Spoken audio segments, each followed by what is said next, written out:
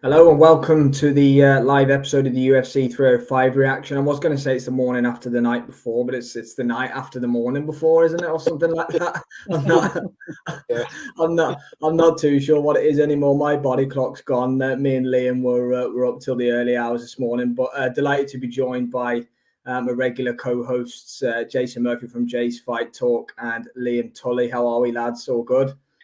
good. Thank you. Thanks Yeah, for having Yeah, all good, mate. yeah. Similar to Good. you, body clocks all over the place, but all good. Yeah, absolutely. It was a late one last night, but yeah, just want to say, yeah, obviously we're doing these shows live going forward. Obviously, we had some really good traction for a small little channel like this one. We had over 1,500 views between the boxing and the UFC streams last night. So thanks to everybody who tuned in, and a massive thank you to Liam and Jason for giving up their time and coming on, guys. I really appreciate it. So yeah, we'll crack in. Anybody who's joining us live and watching, please chime in with some comments. We'll try and get them on the screen and interact as we go along. But we'll start with the main event and we'll work backwards as the show goes on. Dricus du Plessis retains the UFC middleweight championship of the world. Fight played out for me personally, and I'll get your guys' thoughts on it in a little bit. Nothing like what I thought it would, in all fairness. Dricus du Plessis, he didn't seem to do nothing by the book. Nothing is textbook about what he does. But I'll tell you one thing about that man. He knows how to win and he knows how to get the job done. Absolutely incredible. I'll go with you, Jason, first. Let me know what you think about what Yeah, happened at Perth last night. I predicted Izzy was gonna beat him on points, and 30 seconds prior to him getting taken down and submitted, I thought it's going to plan. It's turning.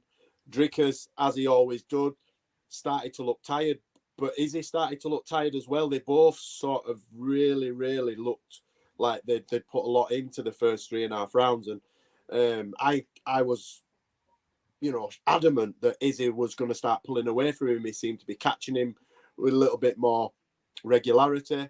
Dricus was sort of chasing him and looking for an overhand right, and then the takedown I know he tried sort of 5 or 6 times and he'd got Izzy down a couple of times, and Izzy had managed to get back up, and a couple of times he'd got a whizzer and sort of half stopped it. Then Izzy went for a takedown, and then bam, he's got his neck. And I'm not dismissing it.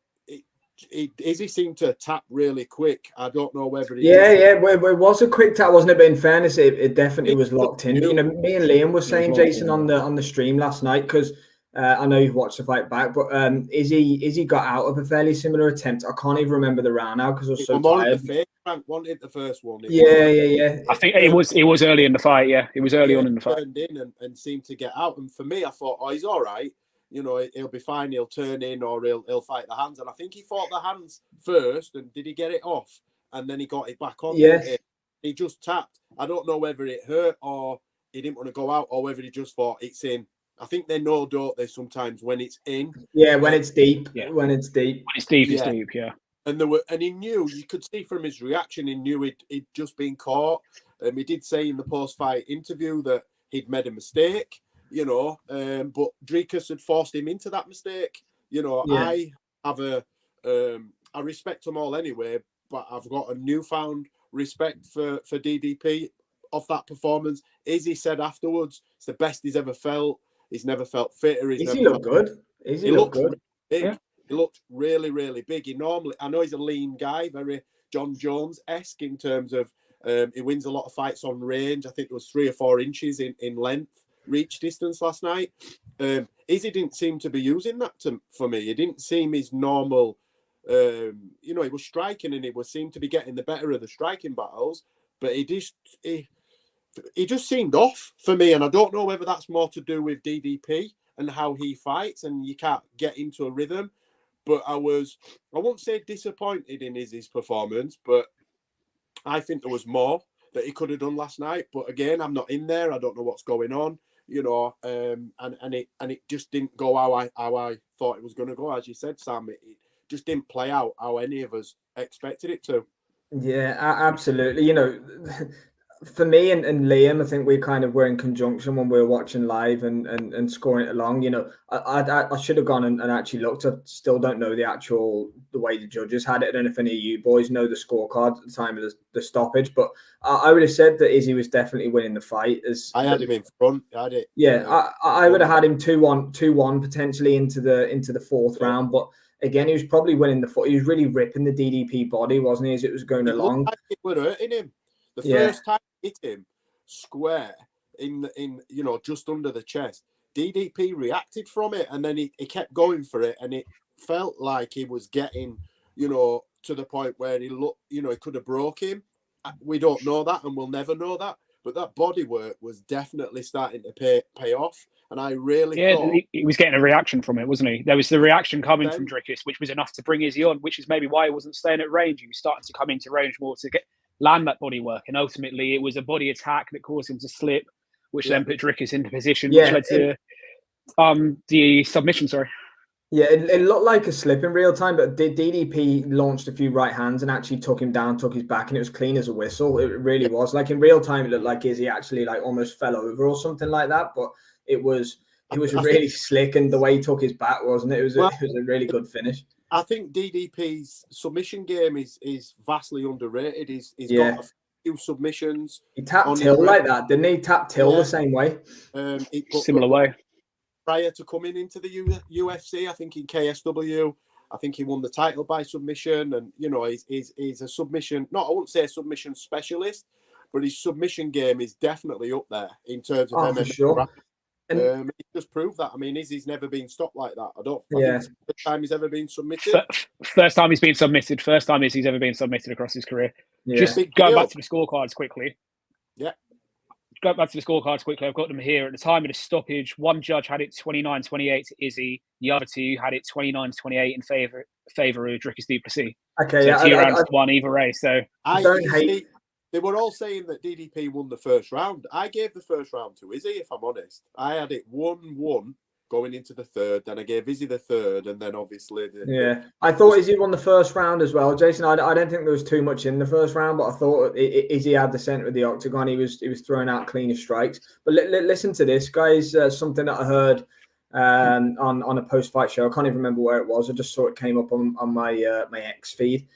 Du Plessis, he needed to win round 3 against Brad Tavares to win the fight. He was dropped by Trevin Giles, I think his name is, badly dropped by him, went to war with Darren Till, had to come through, and Derek Brunson had him on skates as well, I think, when they fought. Obviously, he came through every single one of them fights. And then since then, he's dominated and stopped Robert Whittaker. He's beat Sean Strickland for the belt, and he's the first man in MMA to submit Israel Adesanya. You've got to get some respect on DDP's name. Have to give him his props. He's beat everyone that they've put in front of him, and he seems to be getting better. He's progressively getting better every fight. You've got to start putting him in the same conversations as some of the greats. Because if you look at his last 3 fights, I mean, he's fought the 3 top middleweights of a generation, really, and dispatched them all. Not with ease, Izzy was in that fight last night, but ultimately he's the first man to ever submit Israel Adesanya, and 100%.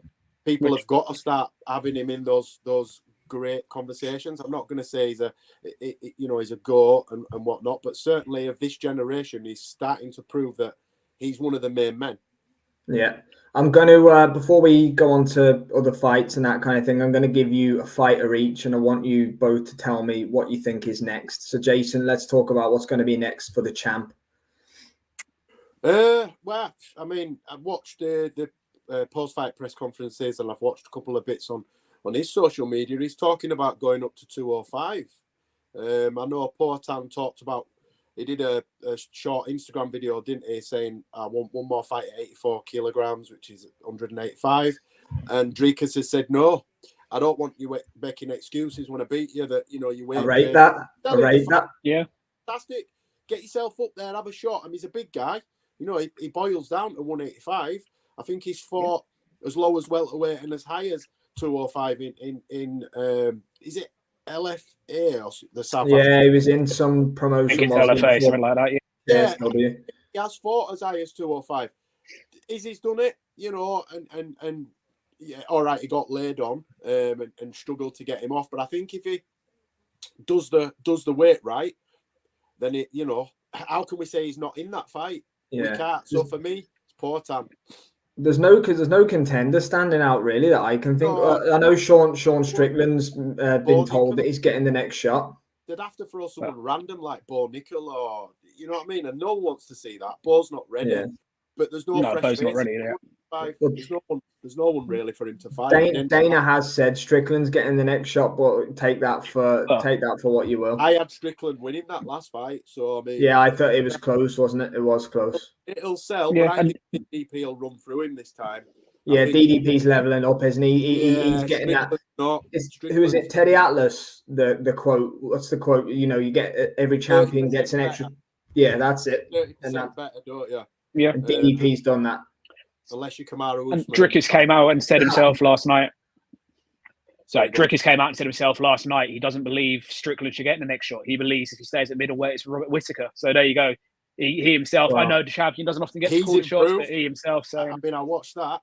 To be honest, even though he blasted Robert Whittaker out of there, I would prefer to watch Whittaker DDP 2 than him Strickland again. I think I would much rather watch that fight, 100%. Every once in a while, Whittaker throws in a weird, dodgy performance, but he's very consistent in all of his other fights. Just every 1 in 3 or 4 or 5, and then he looks absolutely mustard in the rest of his fights. So, yeah, keep an eye on that. It should be Strickland, as Dana said, but we'll see. We're probably in more of the camp of seeing a Robert Whittaker fight. So, Liam, next for Israel Adesanya. This is an interesting one. Well, we briefly touched on this at the end of the live in the early hours in the morning, and we sort of said, in terms of what he does next, it's a complicated picture. He's not going to be back in the title shot middleweight realistically in the next cycle.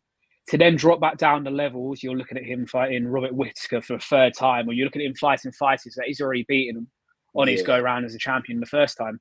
Does that appeal to Izzy at this point of his career? I would say no, not without getting inside his head too much. I'd say it doesn't. So a move up to 205, but again, we've discussed.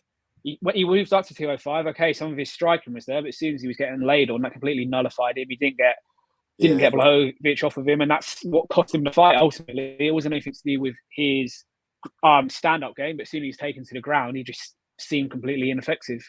So it's a very interesting question with Izzy. There's no set answer.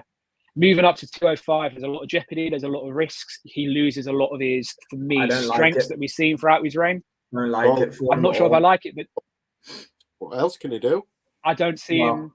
Yeah, because I don't see him getting up to go into a 3-rounder, say, on a fight night in the Apex, just to get himself back into, say, a top 2 ranking in the middleweight division. That's not going to get him up in the morning.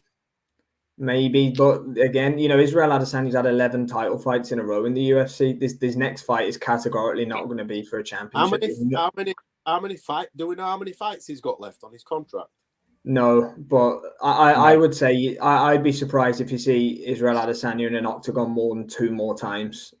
There's not many. There's not many. He's 35, 36, is he, or something? Unlike Poatan, who's 37 and seems to keep improving and getting better. Izzy's definitely been on the slide for a little while now.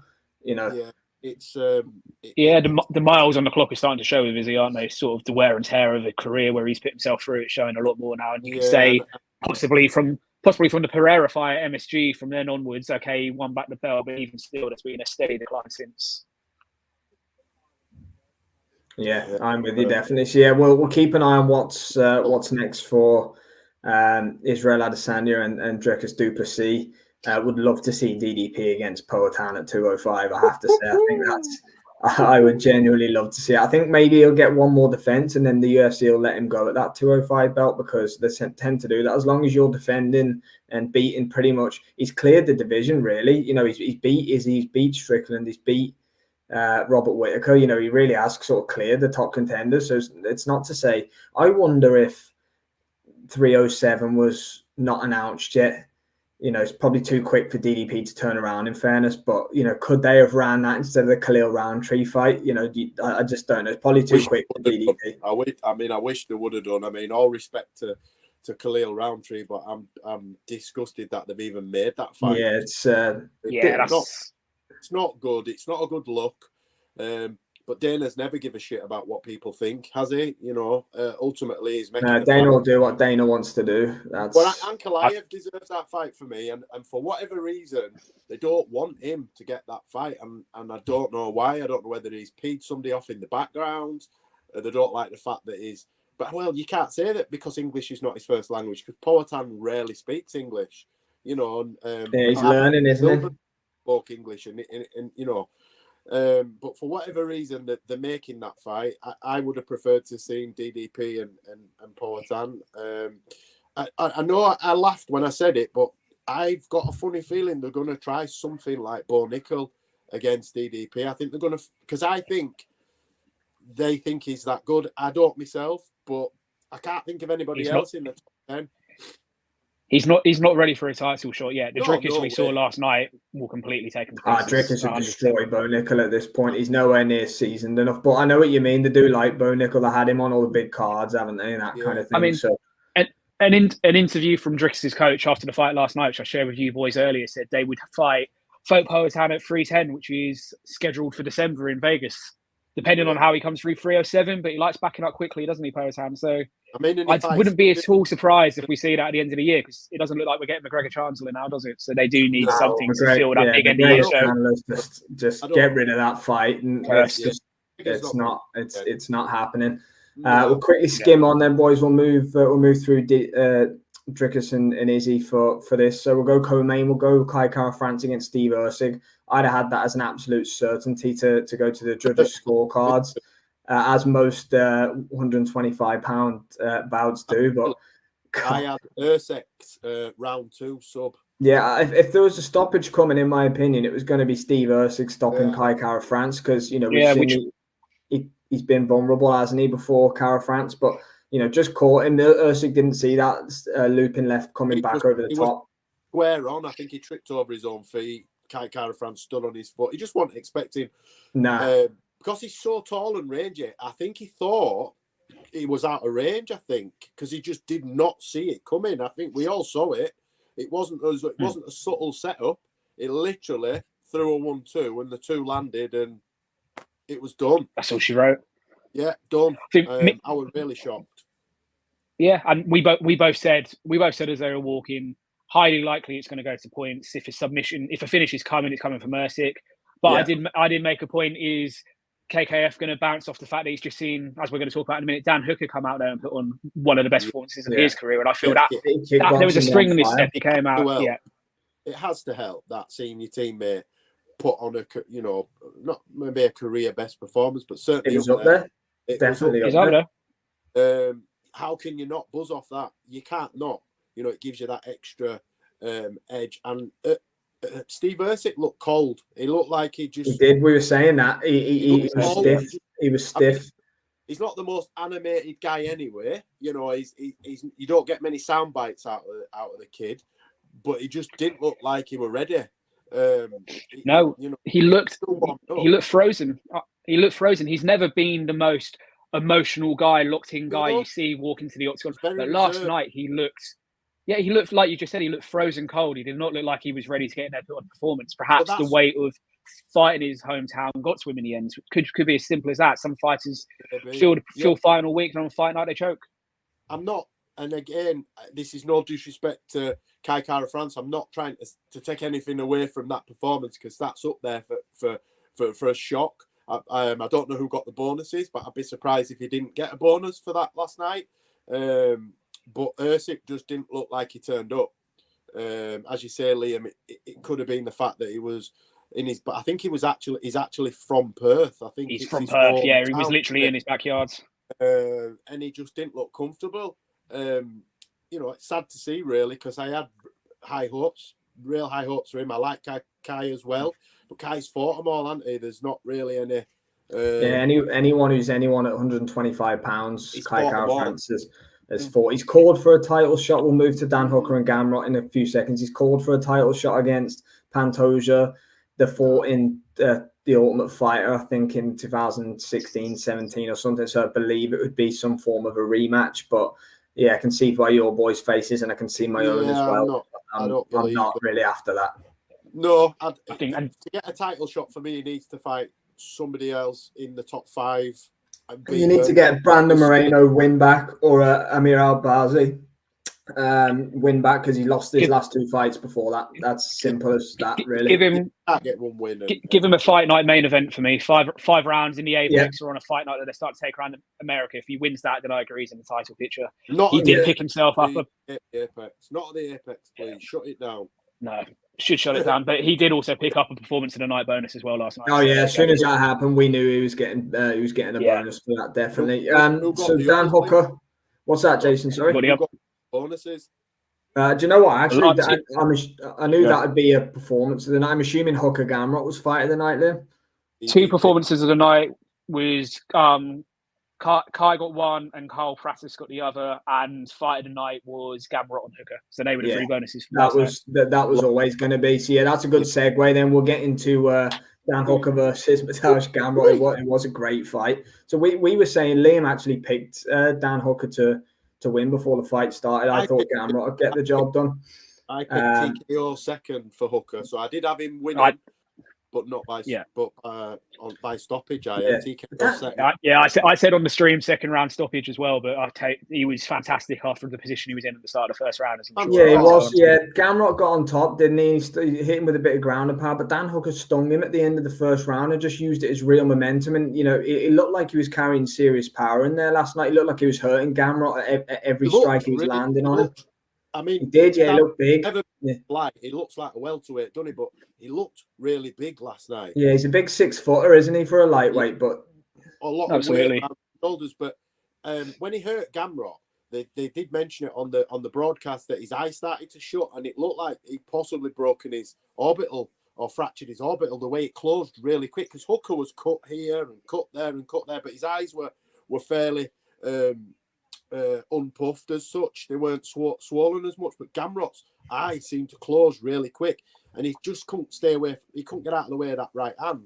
But Hooker he turned up last night, didn't he? He turned up.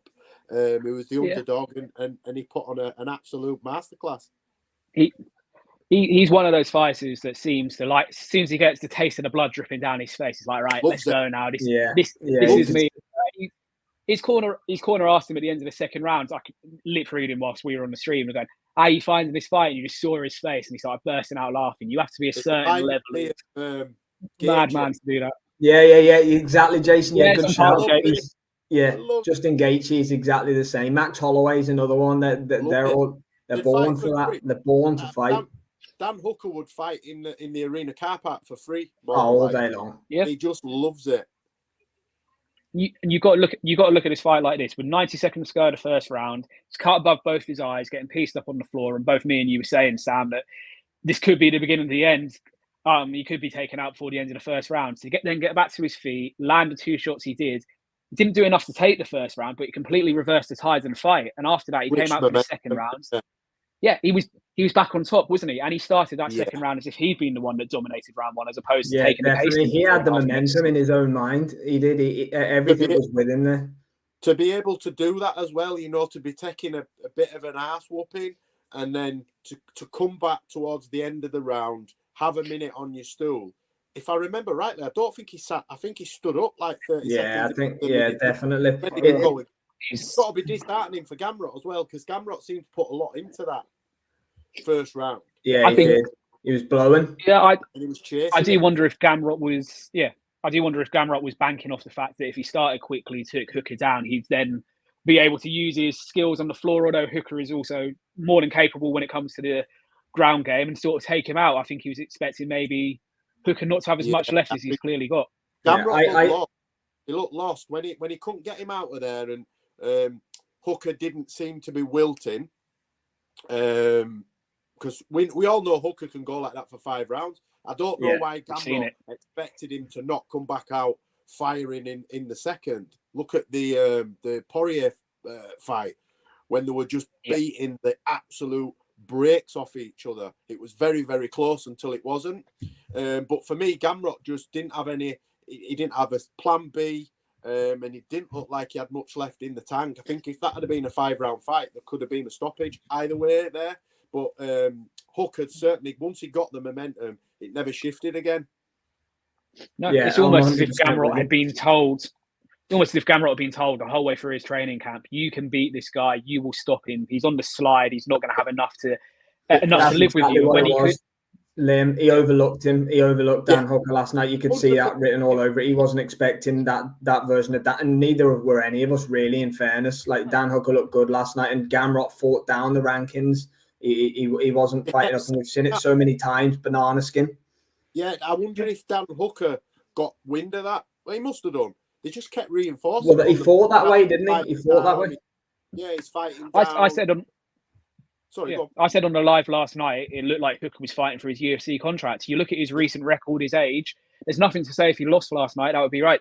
Thank you very much for everything you've done, but we're now going to look at the next generation, step aside. He fought like a fighter that had his contract on the line last night for me, and that was not a career best performance, but in the top, not his career best, but in the top three without a shadow of a doubt. Especially the position he's in his career. No, it might not be a career best performance, but it's certainly his biggest win in his career, I think. Yeah, I think certainly with everything that's gone on in the build up, and like we said, Gamrot potentially overlooking him. They kept reinforcing on the broadcast, he didn't need this fight, and he's fighting down. And Dan Hooker might have got the bit between his teeth and thought, do you know what? F you guys, watch this. I'll show you about fighting down. Yeah, because he didn't fight like there were 6 places between them two last night. What were they? Hooker 11, Gamrot 5th. It didn't look like that. Exactly. So Dan Hooker could be a top 5 lightweight now, Jason, after that last night, and deserves it. He beat Gamrot. He performed like it last night, didn't he? He'd give any lightweight other than possibly Islam would have been in a real fight last night, because Gamrot's up there. They were talking about him I mean, wasn't he not the last title shot, but when Volk got the first one against Islam, wasn't Gamrot the reserve fighter? Back up. Yeah, you're right. He was. He weighed in, didn't he? Yeah, and he weighed in. He's always been there or thereabouts in the title mix. That has really, really messed with his, not just his ranking, but psychologically, that could be very hard to come back from. You know, definitely. And knocked out. He got beat by someone he shouldn't have been losing to, really. Yeah. That's not me saying that, but on paper. I've just had a thought in my head, so I'm going to spit it out while I've got it. And it is a name we just mentioned not so long ago. Give me Dan Hooker against Justin Gaethje or something like that. just give me that. Gaethje's just been knocked out cold by Max Holloway. You know, for me, a return fight against Dan Hooker is a good one. It would be violent, though. Gaethje's going to have to go through the fire again, or a retirement fight for Dustin Poirier against Dan Hooker. DP said he wants one more. You know, he's already fought in the Granted, it was absolute war in the Apex. We were talking about it last night. It was a war. Hooker would recover from that loss. That was no. He was in a bad way after that fight. He put up a great fight. Unreal. But Dustin Poirier too got his ass nearly handed to him that night. Yeah. Hooker nearly stopped him. The Gaethje fight makes sense, as you say. Hooker's coming off a good win. He's now got ranking of number 5. Yeah, he's 5 now, so his name's got value now. It's not like he's number 11. I don't know where Gaethje will be. What, 7 or 8, 6, 7 or 8, something. No, like I think Gaethje's still in the top 3.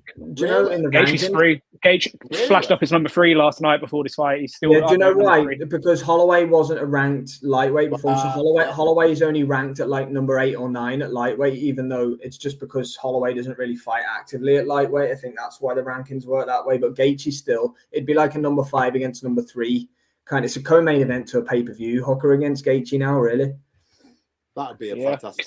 Could see Dana slapping a 5-rounder on that as well. He likes doing that these days, doesn't he? On co-mains. That would be just slapping it as a 5-rounder. Absolute carnage. War. Yeah, I'd love beautiful violence. That's what that would be. Beautiful violence. Beautiful violence. Yeah, absolutely. We'll quickly rat-a-tat through the next two then. Tai Tuivasa and Jairzinho Rozenstruik. I didn't think it'd get out of a round this one, but it was a bit of a painful watch in all honesty. But you know, for me, the big talking point, we spoke about it on the stream last night, Liam. The judge who scored the fight 30-27 to Tai Tuivasa. He's meant to judge the. No, he was meant to do the co-main, Kai Kara France and Steve Usyk, and he got the commission pulled him off. Madness. I mean, how could Tai Tuivasa never won a round for me? No, didn't turn up. Didn't turn up. For me, he's not good enough. He's had a couple of decent wins. He's caught a couple of people. He's got a few big names on his record. He's not good enough without the shoey and all that Spice Girls and thing. He's just an average. He's got the he's got that. He's lost 5 on a spin. He's now lost 5 on a spin, and in that 5 he's been taken out as well. Cyril Gann's taken him out for, as we talked about last night. He's not just lost 5 fights in a row and he's been in them. He's been taken out in at least 3 of those 5 fights now. And last night he just never seemed to go for it. He's for the first time watching Tai Tuivasa ever. I wasn't on the edge of my seat, and I expected to be. I was waiting for it to kick in. I was waiting. He was feinting and threatening and feinting and threatening, and it just Jairzinho Rozenstruik didn't seem to have to get out of second gear. No, Jairzinho Rozenstruik just fought him at range, and that was it. He was comfortable. And just beat him. It wasn't a good fight. Wasn't a good fight for me. It wasn't. I think Ty might get his marching orders, if I'm honest. I think. Yeah, I think we actually said that we thought, but then again, they like to do fight nights in Australia and New Zealand. They're probably lacking names from Australia and New Zealand. Ty's a good ticket seller. Look at Tony Ferguson. He's lost 8 or 9 in a row. Still seems to be getting fights and churned out. Come on. He's never done anything. He's never done anything close to what Tony Ferguson's done. No, absolutely. But for me, I couldn't. I don't think they'll cut him. No, I don't think they'll cut him. I think they need names to put on these Aussie New Zealand cards, and I think Tai Tuivasa. I think the only reason they don't, I don't think they're going to not cut him for anything other than he's got name value, because based on performances, the guy is not doing himself any favors. Again, I'm not a fighter. I couldn't do half of what he's done. I'll be 2 seconds, lads. It wasn't a good look for him last night. He didn't look like a guy that was worried about losing. That's what was the main concerning thing for me. He looked getting through the fight, didn't it? It looked like he wanted to get through unscathed. Try not to get stopped, which for me is the wrong mindset. A moral victory almost for making it through the. Because Rozenstruik's not the best, is he? Really? He's a good kickboxer, but he's as an MMA fighter, he's a gatekeeper. Might be being a little bit harsh on Rozenstruik there, but realistically, is he ever going to be UFC heavyweight champion? I would say definitely not. But however, if you're not a top heavyweight, he's going to find you out and he'll beat you. That's the kind of guy Jairzinho Rozenstruik is for me. Yeah, it was. It wasn't a good watch. It really wasn't. But it is what it is. I mean, I don't know what's next for either of them. Really, I mean, Rozenstruik hasn't done much for his own brand off the back of that fight, and Tai Tuivasa has just told us what we already knew. It can be an exciting fight, but he's potentially seen his peak. And 5 losses on the spin. There's not many big fights left for him, I don't believe. No, I'm with you.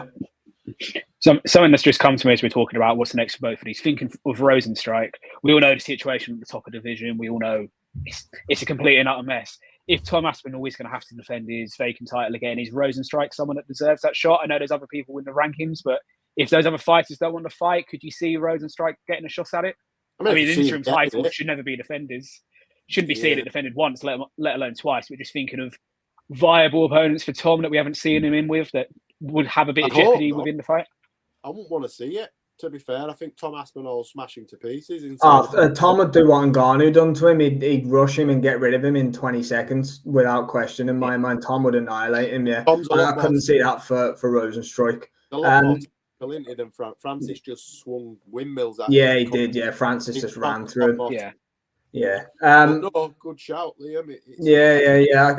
I could see it. You just never know. But Tom Aspinall should not ever be defending that interim belt again. No. And it's not an attractive fight, like you say. It's not something I'd want to see. But just thinking, what is Tom going to do? I mean, that's another conversation for another time. What Tom does and how this division plays out, we'll hopefully know DMSG card within the next 2-3 weeks. I'd assume if Jones and Stipe is going to happen, you'd imagine that needs to be announced probably at the Sophia card, wouldn't it?